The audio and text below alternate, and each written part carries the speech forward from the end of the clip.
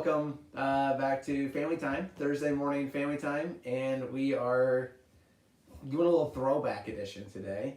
Throwback to when we started these Family Times in our own homes. So as you maybe remember, if not, I am working from home this week in anticipation of the baby coming soon. It's still no baby, hence why I'm here with the kiddos, but any day now, so we hope. But we decided to have do a little blast to the past with the kiddos. They wanted to get involved when they heard that I was doing family time at home. They also wanted to jump in, just like we used to do back in the day. So I've got my two helpers here for the morning, and they're excited to be on. You guys excited? Yeah. Yeah. Did you guys miss doing this? Mm-hmm. Yeah. Yeah. It's a good time. Anyway, so they're here, and they're going to help me first of all with important announcements for you to keep in mind. So, what should everybody plan on doing this weekend? What should they all do, you think? Sign up For what? for the 10 o'clock service. Yeah, for services on Sunday. So at 10 o'clock, we have a service. Where is that service? Outside. Outside. Good. Outside service. And then, I was asking them, what do you guys like most about the outside services? We can see people. You get to see people? And we can sing with other people. Yeah, you like singing? Do you sing better at the outside services or sing better when you're at home? Outside. Yeah, why do you think so? Because I can hear other people. Yeah, you can hear them and sing with them. What do you guys like doing after the service? Playing with other kids. You like playing with your friends? Mm-hmm. Do you think the people watching at home have friends too? Mm-hmm. Do you think their friends also like going to church? Mm-hmm. Do you think they could hang out with their friends after church too? Yeah. Yep, everybody has friends. Even adults have friends. Do you think maybe their friends will go climb on the playground like you guys do? No. Maybe not. Because they can't get out of it. But would you like to see more people at church? Mm-hmm. Yeah, absolutely. So be sure to sign up, 10 a.m. outdoor. But also this week, we have an indoor service. Do you remember what time the indoor service is, Elijah? Nope. In the morning. 8:45. 8:45, there's an indoor service. So when you go on Linktree to register, be sure to register for indoor or outdoor or both. You're welcome to attend both if you want to have that indoor church experience, and then you want to go outdoor and see everybody and sing and enjoy the beautiful air. You are welcome to do both. And then what happens in the afternoon, Shiloh? In the afternoon at 2:30, is there another service? I don't know. Yeah, you do. What do you do normally on Sunday afternoons at 2:30? What do you and Elijah go to? One lesson. No. You goofball. What is it, Elijah? Kids for Truth. Kids for Truth. So afternoon service at 2:30 this week. Kids for Truth as well. We'll be meeting. So be sure to sign up for that. But keep on the radar that this Sunday is at 2:30, but the following Sunday, the 18th, we are moving that time back to 4 o'clock. Now that the sun has moved, the warm weather extends out, we have light, longer in the afternoon and the evening. We are moving that afternoon service back to 4 o'clock starting on the 18th. So this week, be here at 2:30. Next week, plan for 4 o'clock. Kids for Truth will also move to that same time slot. So be sure to keep that on your radar. All right, now, hey, sit up, sweetheart. If you're going to be up here, you have to sit up, remember? Okay, now, we are going to continue our study with our minor characters. And today's minor character is kind of like Caleb. He's probably more well known. He just doesn't get looked at all that often. But he is related to the story of Queen Esther. So I've asked Elijah and Shiloh here to get us up to speed on the story of Queen Esther from what they know, so that way we're prepped for our study later on. So, Elijah and Shiloh, what can you guys tell me about the story of Esther? We'll start with Shiloh. She saved her people. Okay, good. She saved her people. How do you know how she saved her people? She had to come back to the king. Yeah. So she became a queen, right? Mm-hmm. She was the queen. And then why did she need to save her people, Elijah?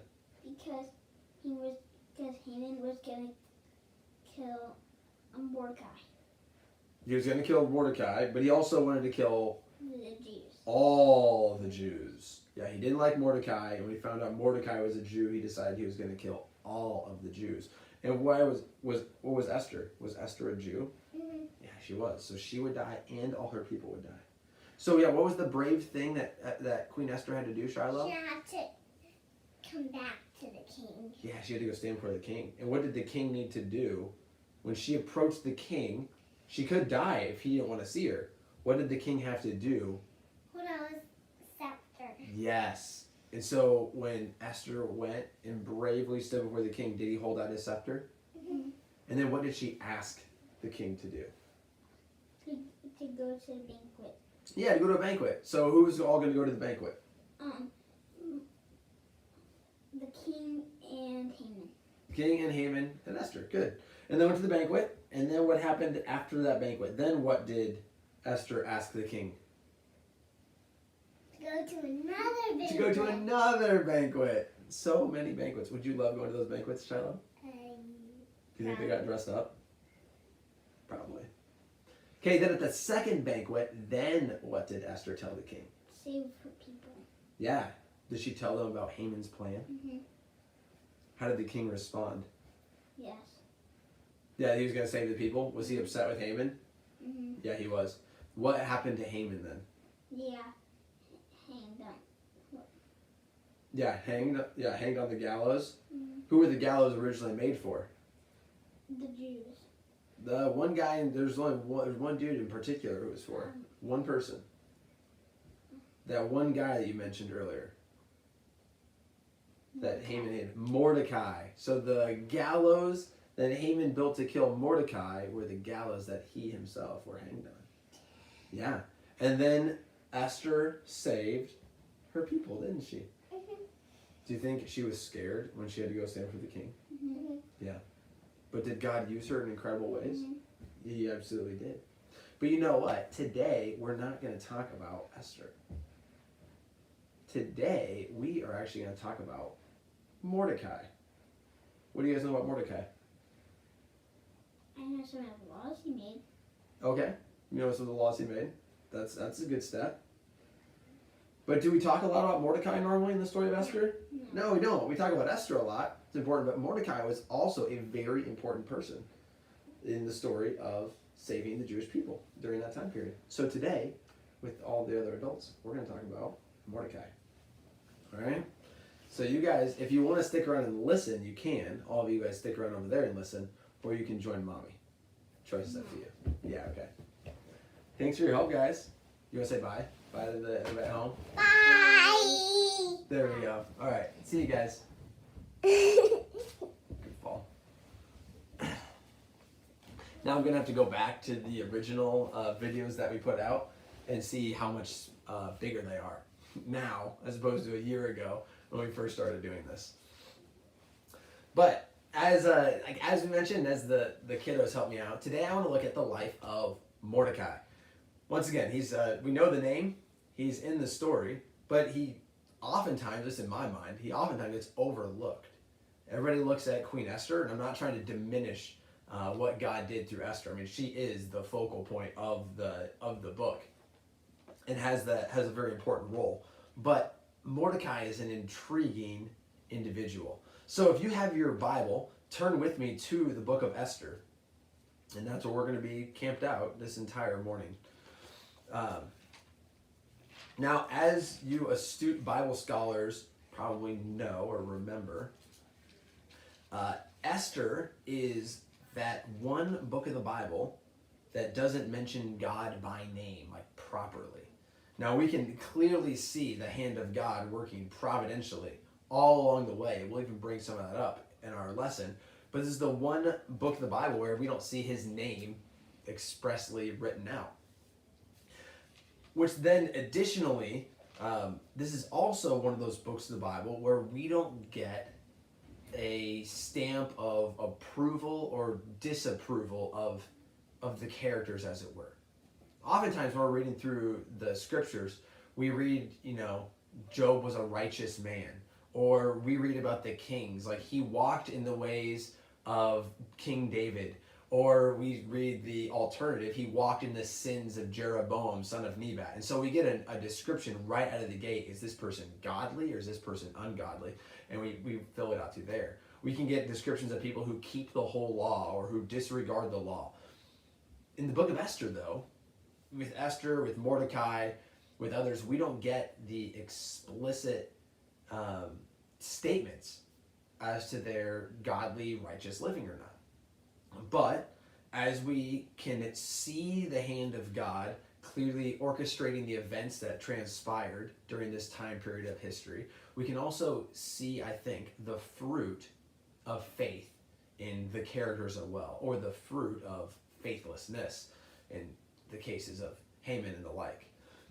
And so when you're reading the commentaries on the book, and some guys take some interesting positions on how these events transpired, and they just look at it from almost, oddly enough, almost just like a worldly perspective, that Esther and Mordecai were just looking out for their own goods. They didn't expressly think of God and what they were doing. They were just being pragmatic and just serving themselves. But I don't think that's the case. I think what we have throughout here is an example of a godly man and a godly woman who, because of their faith in the Lord, acted and lived the way that they did. So we are going to look at the book of Esther, but focus on the character of Mordecai. Mordecai is introduced to us in chapter 2. Chapter 2, starting in verse 5. Here's what's written. It says, "Now there was a Jew in Susa, the citadel, whose name was Mordecai, the son of Jair, son of Shimei, son of Kish, a Benjaminite, who had been carried away from Jerusalem among the captives carried away with Jeconiah, king of Judah, whom Nebuchadnezzar, king of Babylon, had carried away. He was bringing up Hadassah, that is Esther, the daughter of his uncle, for she had neither father nor mother." The young woman had a beautiful figure and was lovely to look at. And when her father and her mother died, Mordecai took her as his own daughter. This is the introduction that we get to the man Mordecai. There's a few important features that we want to bring out right out of the gate. First of all is, let's look at his lineage. We have a man named Mordecai. He's the son of Jair, the son of Shimei, son of Kish, a Benjaminite. So we'll work our way backwards maybe on this. We know he's from the tribe of Benjamin. He was part of, as it goes on, he was part of that deportation under Nebuchadnezzar of the Jews that were living in the area of Judah, which is the tribes of Judah and Benjamin had converged into one. And so they were the ones that were carried off into Babylon. Now, just to be more technical, if you go through the commentaries, more than likely it wasn't Mordecai himself who was carried off in that time period. Otherwise, Mordecai would be 120 years old at this point in time. But it's probably his father, Jair, that was carried off, and part of that description describes his family that was carried off, and Mordecai was more than likely born into captivity. But his family was taken away under Nebuchadnezzar's rule. Well, now, numerous decades later, the Persians are in power, and here we have Mordecai. So Mordecai is a Benjaminite, but we have these three individuals that are listed in his lineage. First of all, he's the son of Jair. Now, that's more than likely his actual father's name, his immediate relative. But as we know through the rest of the scriptures, oftentimes when recording a family lineage, you don't record every individual that's in the family line. Sometimes you just highlight. And so you pick a handful along the way and you choose those. We even see that in the lineage of Jesus. Not every individual in Jesus' lineage is listed in the Gospels. A selection are listed. Here, other than probably his father, Jair, we have two distant relatives that are mentioned. Let's start with the one close to Benjaminite. He is a son of Kish. Now, if that name is ringing bells, that's good, because Kish was the father of a man named Saul, a Benjaminite who became the first king of Israel. Now, to further prove the fact that this is the same Kish, The other name, a son of Shimei, Shimei was a relative of King Saul. And we see that name also pop up in Scripture when David has become king. Saul and his sons are dead. David is now king, and Absalom is taking over. David and those who are faithful to him have to leave Jerusalem. As he's leaving, there is a relative of Saul's named Shimei who is mocking and cursing and throwing stones at David while he's leaving the city in mourning, in despair. And it's another relative of King Saul. So what we have here is we have Mordecai, who is in some senses related to King Saul. Now that's going to come back in an important feature just a little bit later on. But we do have a descendant of Saul here in Mordecai. But with this opening passage, we also realize that Mordecai, not only is he a descendant of Saul, not only was he part of the Babylonian exile group, but we also see that he's a caring relative. So he has a cousin. Esther is his cousin, whose father and mother, it says she doesn't have a father and mother. It's likely that they died or they were killed, perhaps, while they're in exile. But when her father and mother had passed away, he took the responsibility of caring for his cousin. He brought little Hebrew girl Hadassah into his house, who would be known as Esther throughout the rest of the book, and cared for her, and met her needs, and fed her, and clothed her. I mean, it would have been a decent undertaking for him, but here is his cousin that's in an exiled land with no immediate family to care after her, and he takes it upon himself to care for her. We're going to see how that's really significant. I mean, as the story goes on, we know the story of Esther, so we recognize how significant it is that he cared for her and took care of her who knows what would have happened had he not brought her under his wing. But we do recognize, even from the scriptures, that as Esther grew up under the care of her cousin, that she developed a great respect for him. And that's evidenced throughout the entire book of Esther. When you read the book of Esther, notice how many times Esther is going to Mordecai for advice, or Esther listens to Mordecai's advice and follows it, like, explicitly. Time and time again, there's the constant communication between these two throughout the book. And Esther deserves to be praised for her bravery and for her stand and for the amazing things that she did. But you also have to recognize that her greatest counselor and advisor was Mordecai. It was almost like he was behind the scenes, didn't have the power to enact these plans and to put these things into motion, but he had the ideas. And I think he's a good individual to follow. So here we have Mordecai as this caring cousin. But we also see that Mordecai is one who's a very honorable man, not just in his family, but in society as a whole. At the end of chapter 2, if you look at verse 21 with me, it says, "In those days, as Mordecai was sitting at the king's gate, Bigthan and Teresh, two of the king's eunuchs who guarded the threshold, became angry and sought to lay hands on King Ahasuerus.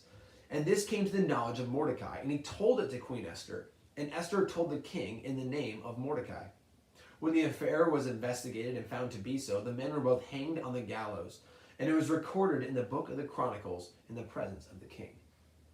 Now by this time, Esther has obviously gone through the whole 1-year beautification process, doing her one-night thing with the king, becoming queen in the land. So we're a little distanced from the events of the early chapters of the book. But here we see Mordecai, who is living as an honorable citizen in the city here of Susa. He could have let this event transpire. He could have thought to himself, hey, maybe this is how God's going to give us deliverance. He's going to let these wicked, worthless men overthrow this king, and maybe that will be the key that's going to let us Jews be freed. But instead, he embodied and lived out precisely what Jeremiah had prophesied and told the people to do before the exile, to seek the welfare of the city he was in. And here Mordecai is seeking the welfare of the king, making sure that this plot is made known and that the plot is then thwarted.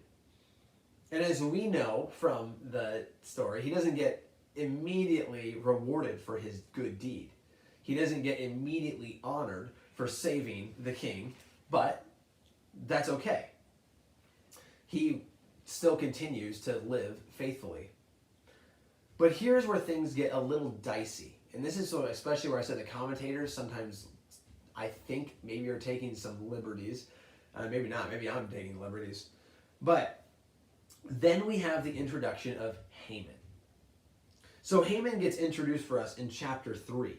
It says this: after these things, King Ahasuerus promoted Haman the Agagite, the son of Hammedatha, and advanced him and set his throne above all the officials who were with him. And the king's servants who were at the king's gate bowed down and paid homage to Haman, for the king had so commanded concerning him. But Mordecai did not bow down or pay homage. Here we have Mordecai. Earlier, he's honoring the king by thwarting this assassination plot. Here it seems like he's being dishonoring to the king. And this is where I said that Mordecai's lineage has an important role to play. Note, Haman is known as the Agagite. Now there are some suggestions as to what that means, but I think the most likely suggestion is this. He was a descendant, or distant descendant, of King Agag of the Amalekites. If you remember King Agag of the Amalekites, you could go, or want to look back, you could look at 1 Samuel 15. 1 Samuel 15 records how Saul, King Saul of Israel, was commanded by Samuel to go against Amalek and to devote everything to destruction. All the people, all the livestock, nothing living. But you remember Saul's failure, where he spared the choicest of the flocks and he kept King Agag alive. And it was Samuel was the one who had to finish that task himself. Here now, hundreds of years later, we have another duel between a descendant from Saul's family and a descendant from King Agag. And I think what happened in this instance is Mordecai knows the lineage of Haman and recognizes the, I would say, bad blood, but knows the history of Israel and knows the tension that's always been there between the Jews and the Amalekites. Now, some people want to say that's it, and that Mordecai is just a proud individual, and because of his pride, he's not going to bow his knee. But I don't entirely think that's the case either. Notice this. The king had to command everyone to bow down to Haman. Haman didn't, by nature, if I'm reading into this maybe a little too much here, but Haman didn't by nature make people want to bow down to him. I think Haman is a wicked man.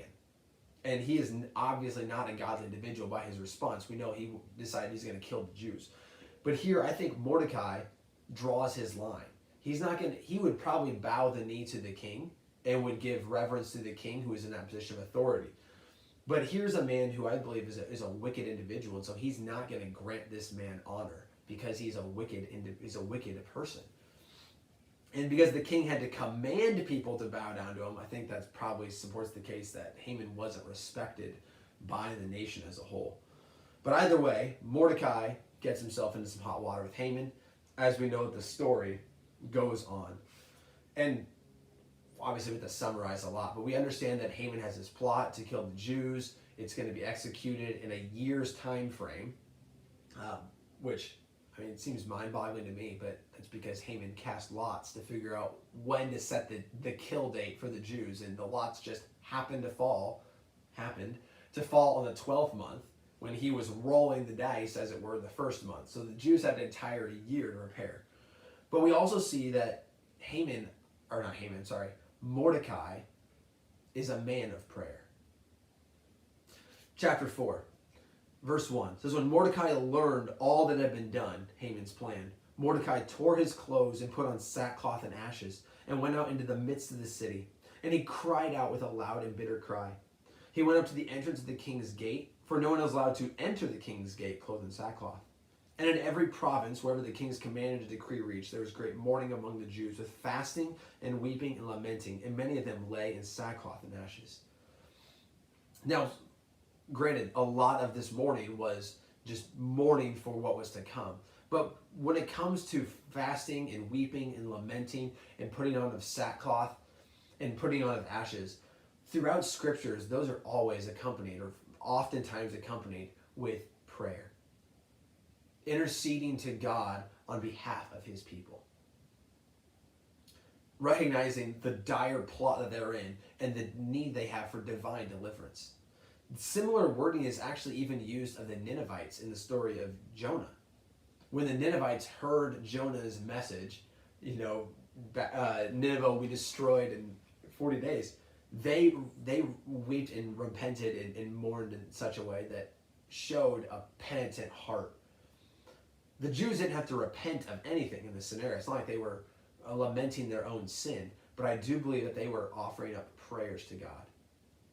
Even as if we were in the book of Ezra, in the book of Ezra in chapter 8, when it talks about the people fasting, they fasted as they implored our God. Or Ezra says, we implored our God. As they fasted, as they mourned, they were praying steadily. And we see that even further on, because the end of chapter 4 is after Mordecai gives his plan to Esther. Esther, you have to step before the king. And what does Esther say? Look at verse 15. She says, go gather all the Jews to be found in Susa and hold a fast on my behalf. And do not eat or drink for 3 days, night or day. I and my young woman will also fast as you do. Then I will go to the king, though it is against the law. And if I perish, I perish. Mordecai then went away and did everything as Esther had ordered him. Even Esther understood her need for divine help and understood the power of prayer amongst all those people. I have to believe, that Esther learned that pattern of prayer, that pattern of fasting, that pattern of dedicating oneself to the Lord from her cousin. She saw that in the life of Mordecai over the years, and when she was in a situation where she needed that help, she fell back and went to the Lord in godly prayer as well. So we have Mordecai. Obviously, he is an honorable servant of the king. He is a caring cousin to his cousin there, Esther, a caring family member, and he's a man of prayer. And then from this point on is where we recognize the story switches, where the king recognizes after a late night of not being able to sleep that Mordecai was never honored. And so Mordecai then gets an honor fit for a king, with Haman leading the charge. As Haman is plotting Mordecai's death, he has to parade him around the streets. And what's intriguing is at the end of that event, after he goes through and rides along on the king's steed and everything else. Verse 12 says this. Esther 6, verse 12 says, then Mordecai returned to the king's gate. After this massive celebration, he just goes right back to what he was doing. Now, partly it could be because he was still recognizing that he's still going to die in about 10 months' time now. But he also just went back to service. He didn't let it go to his head of how great he was. And as the story continues on, we recognize that Esther reveals the plot eventually to the king. Haman is then executed by the king. And then we see the whole thing change. So starting in chapter 8, we see that Mordecai then is chosen by the king to replace Haman. I mean, Mordecai is a lowly servant. The only time his name has ever come up is when Esther has brought up his name. Esther let him know that it was Mordecai who informed her of this assassination attempt. And so he got the credit for it. But obviously the king totally forgot about that instance, and it wasn't that important to him. And here in chapter 8, when he meets Mordecai for the first time, Esther is the one who introduces him and lets him yet again know that this is the guy who revealed the plan. In Esther 8, verse 1, it says, on that day, King Ahasuerus gave to Queen Esther the house of Haman, the enemy of the Jews, and Mordecai came before the king, which is an incredible high honor to stand before the king. For Esther had told what he was to her. It's a really weird expression what he was to her. But what it implies is that it's more than just, hey, this is my cousin, this is my family member. In those few words there, it's really showing Esther is pointing out to the king her godly advisor, like her counselor. Right? Like pointing out to King Ahasuerus, this is the man who helped establish this whole plan. This was the man who encouraged me to join in this beauty pageant. This is the man who told me of this plot that was going to take place, that was going to exterminate people. This is the man who advised in what I ought to do and encouraged me to stand before you, knowing that very well that I could die. And in this moment, then, we see everything change. Mordecai gets Haman's position, gets the signet ring that was on Haman's hand, is then allowed by the king to write a new law to supersede Haman's. The laws that were written, the law that Haman passed, that on the 13th day of the 12th month, the Jews could be exterminated without any recourse, was going to stand. That law could not be broken. Much like how Darius's command about Daniel being thrown in the lion's den could not be broken. He had to stand by his law. Same laws apply here. Had to stand by it. So the king gave Mordecai the right to make a new law to overpass it. And so that's what Mordecai did. Mordecai got the king's scribes together, and he wrote the law that Jews could defend themselves on that day. And that anybody that hated them and anybody that attacked them, they could fight back and they could kill without repercussions. They could defend themselves.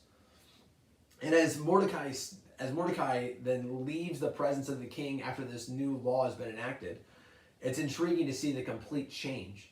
Because earlier on he was wearing sackcloth and ashes and the entire nation was mourning. When he leaves this time, he is leaving in royal robes of blue and white with a great golden crown and a robe of fine linen and purple. And the city shouted and rejoiced. And the Jews had light and gladness and joy and honor.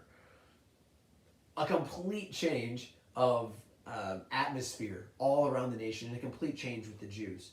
And as you read through the rest of the book of Esther, Mordecai does have a very important and prominent role. It talks a lot about his rise to power, and not only is this role being reversed, but his fame grows.